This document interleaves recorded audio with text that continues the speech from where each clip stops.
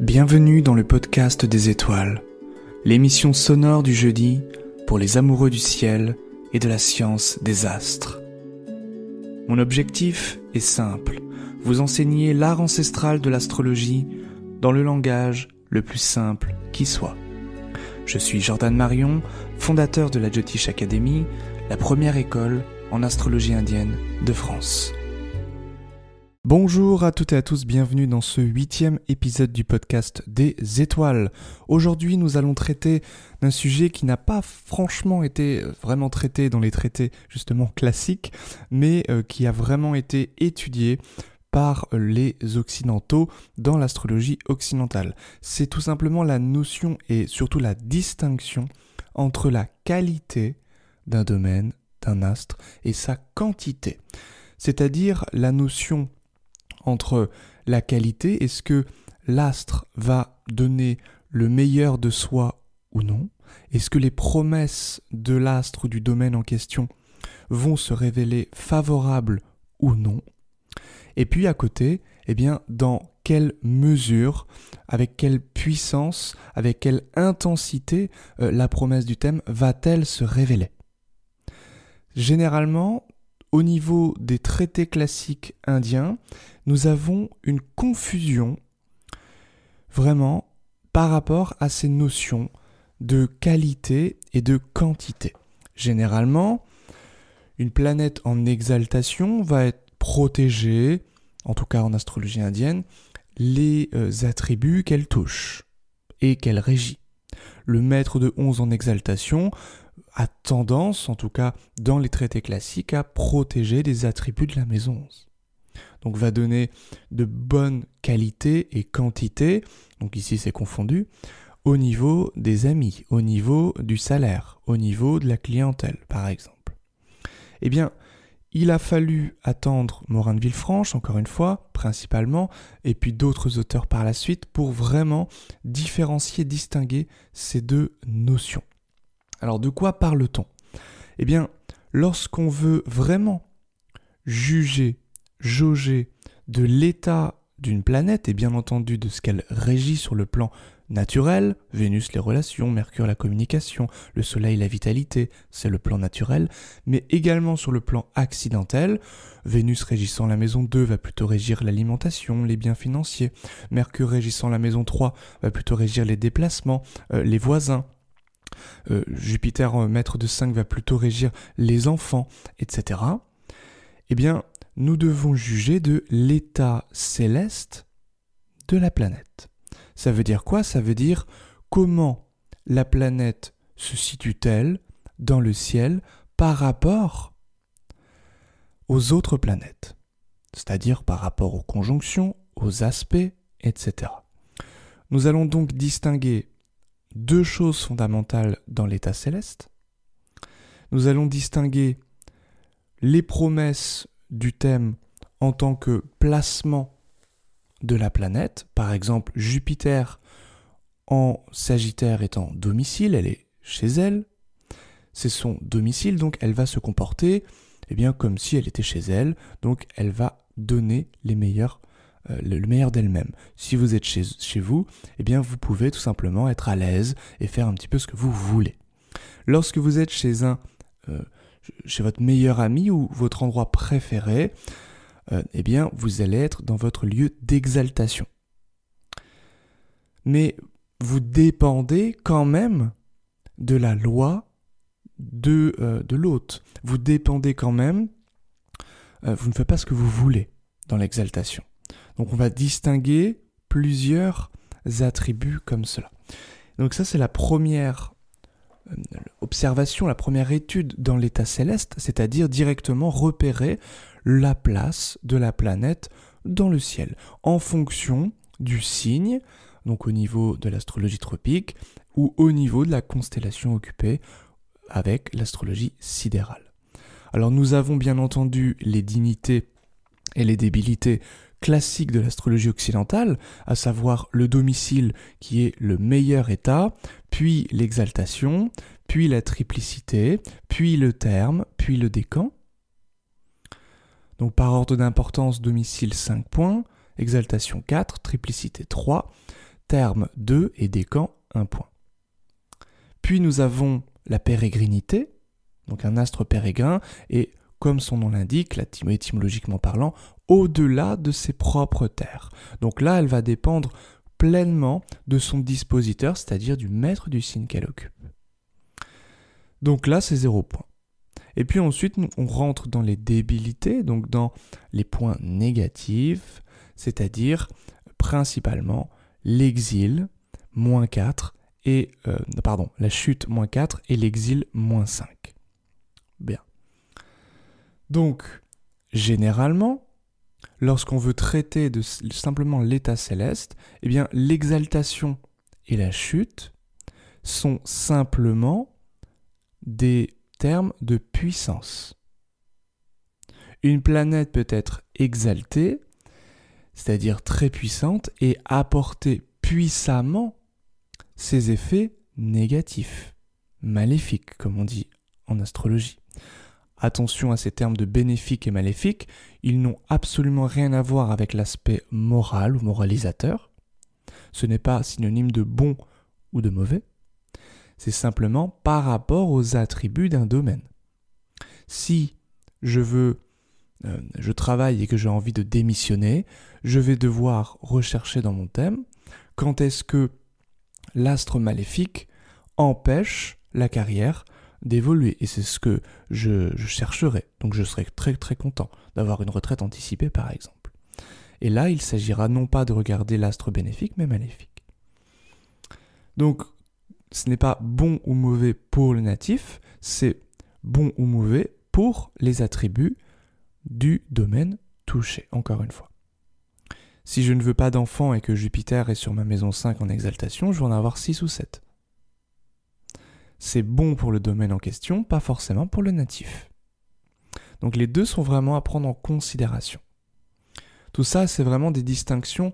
Évidemment, on est sur la base de l'astrologie, mais je dois quand même faire ce petit préambule, cette petite rectification sémantique, puisque généralement, la plupart des astrologues, et même des astrologues, généralement modernes bien sûr, mais souvent des gens qui n'ont pas étudié la base, eh bien, confondent toujours ces deux notions de maléfique, bénéfique, et puis évidemment de quantité et de qualité.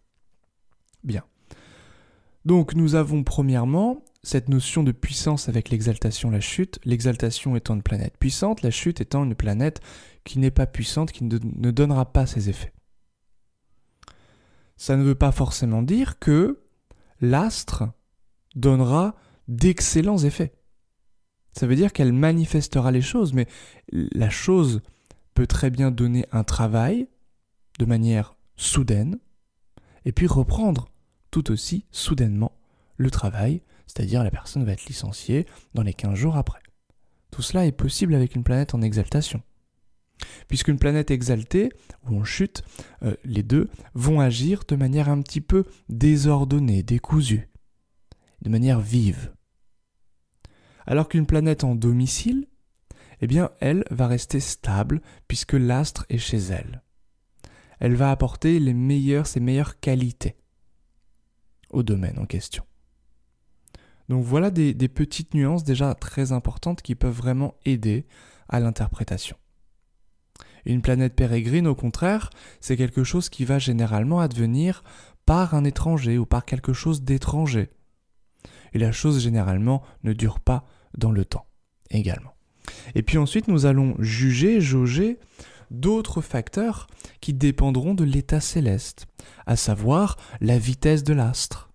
Si l'astre est rapide, l'astre va donner ses qualités de manière rapide ou tôt dans l'existence. Si l'astre est lent, c'est l'inverse. Si l'astre est rétrograde, eh bien, elle donnera des choses contrariées par rapport aux attributs qu'elle promet. Elle donnera les choses sur le tard, et par contre, lorsqu'elle les donnera, généralement, ce seront des choses durables. D'accord ? Donc là, c'est vraiment des notions classiques, basiques d'astrologie à comprendre, à connaître pour enrichir l'interprétation.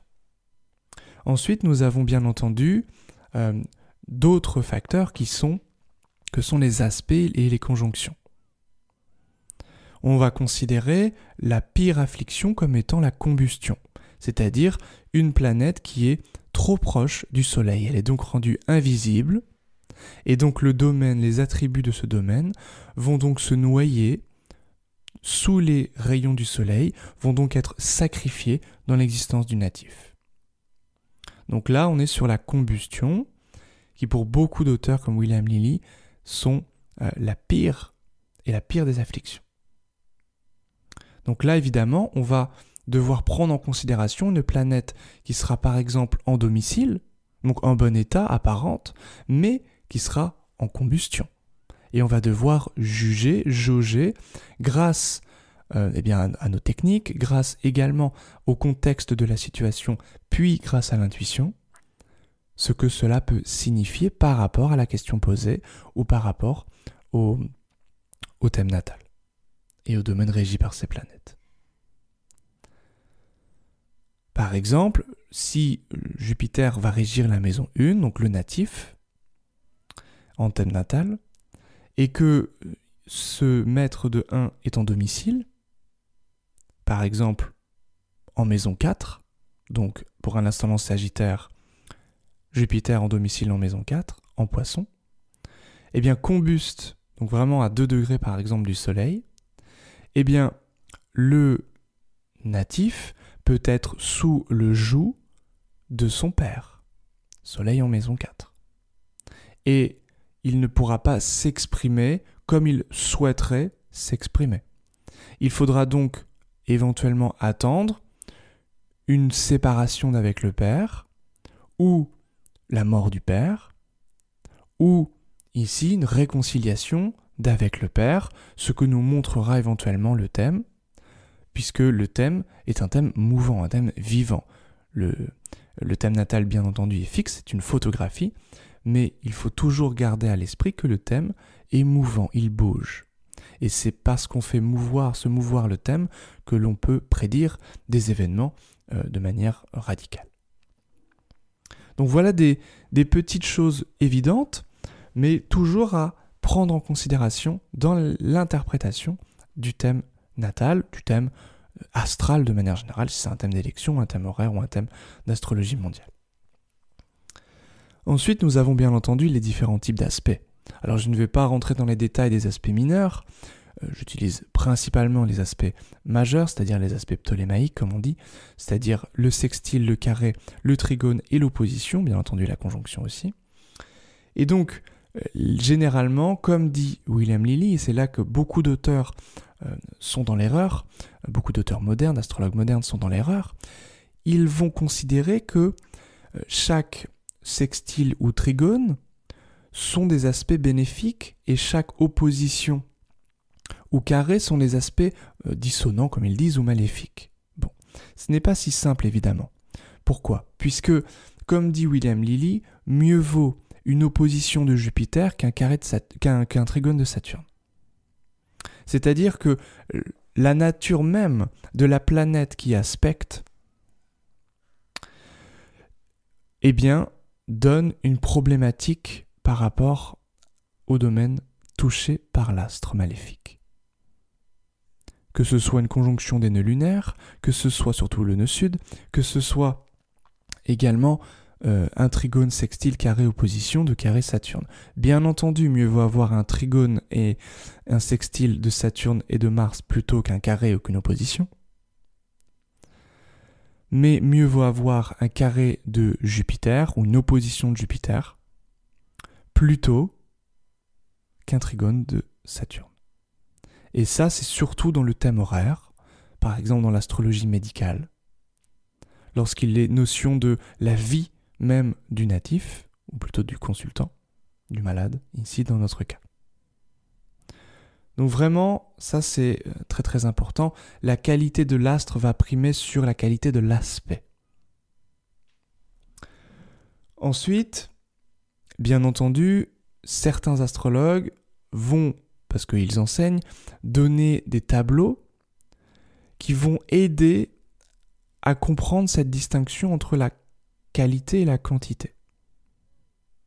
Par exemple, William Lilly nous propose justement des tableaux avec une planète combuste qui va perdre moins 5 points, donc qui va évidemment être défaillante. Et puis, si cette planète est en plus dans une étoile fixe comme Algol, qui est une étoile réputée maléfique, elle va encore perdre 5 points. Mais si en plus elle occupe une maison malheureuse, maison 12 principalement, elle va reperdre 5 points, etc. Donc là, évidemment, l'astre sera en très mauvais état et nous allons pouvoir jauger des domaines affligés dans le thème par rapport à ces différentes notions, à ces différents critères d'évaluation. Une chose qui va être essentielle à retenir, si vous devez retenir quelque chose dans ce podcast, dans cet épisode, c'est la chose suivante. L'état céleste va nous renseigner sur l'essence. L'essence, c'est quoi? C'est la qualité d'un domaine. Le maître de 2 en domicile, les finances sont correctes. Évidemment, après, il ne faut pas que ce soit complètement affligé. C'est-à-dire que dans l'état céleste, nous n'avons pas que le domicile, nous avons aussi les aspects, la combustion, la rétrogradation, la vitesse de l'astre, etc. Tout ce que l'on a vu auparavant, tout ce que l'on a évoqué. Donc cet état céleste va nous renseigner sur la qualité du domaine, sur l'essence. Est-ce que la chose arrive ou non? Est-ce que la chose est favorable ou non? Une personne peut être en très bonne santé,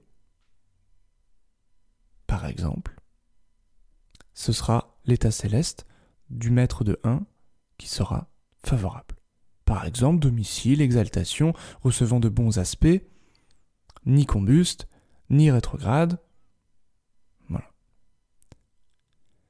Et à côté de cela, nous avons sa place, son occupation dans les maisons.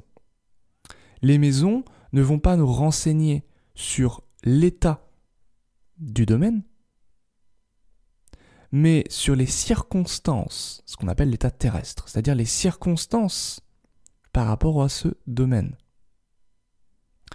Typiquement, et ça c'est vraiment une des règles vraiment fondamentales qui a été retrouvée, dirons-nous, par les traités occidentaux, c'est cette distinction entre l'état céleste égale essence, état terrestre, c'est-à-dire maison, égale circonstance. On peut très bien avoir une planète mal disposée, c'est-à-dire en chute, combuste, etc.